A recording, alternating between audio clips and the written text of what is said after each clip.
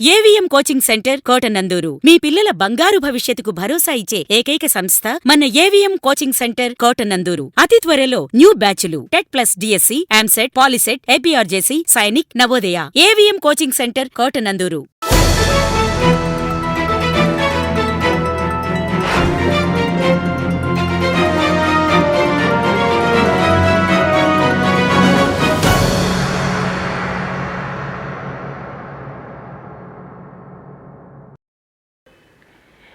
Public health నిర్లక్ష్యం వీడాలి.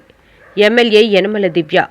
అమృత్ 2.0 పథకం క్రింద తుని మున్సిపాలిటీకి కేటాయించిన 15.04 కోట్ల రూపాయలు సత్వరం వినియోగంలోనికి తీసుకురావాలని శాసనసభ్యురాలు యనమల దివ్య విజ్ఞప్తి చేశారు. పట్టణ పరిధిలో దాదాపు 5,000 కుటుంబాలకు ఇంటింటికి మంచినీటి సరఫరా పథకం లక్ష్యంగా పేర్కొన్నారు. గత వైసీపీ ప్రభుత్వం నిర్లక్ష్యం కారణంగా ఈ స్కీమ్ అమల్లో జాప్యం జరిగినది. ఈ స్కీమ్ మంజూరు చేసి నెలలు గడుస్తున్న నిధులు పుష్కలంగా ఉన్నప్పటికీ పబ్లిక్ హెల్త్ శాఖ ఇంజనీరింగ్ అధికారులు టెండర్లు సకాలంలో పిలవకుండా నిక్షిప్తత వహిస్తున్నారన్నారు. మున్సిపాలిటీ పరిధిలో 23 కిలోమీటర్లు పైప్ లైన్లు వేసి నీరందిస్తున్నారని వివరించారు.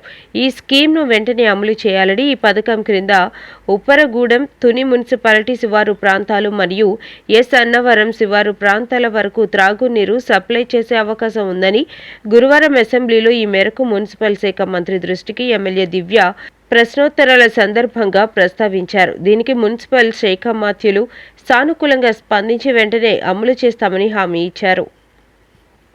75 crores అయితే అధికారులు అడిగితే మొత్తం టెండర్ ప్రాసెస్ లో ఉందండి అని కావాల్సి కూడా డిలే చేస్తున్నారు అధ్యక్ష.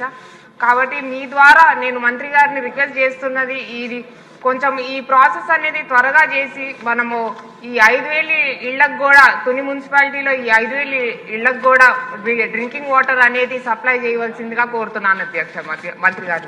థ్యాంక్ యూ అధ్యక్ష.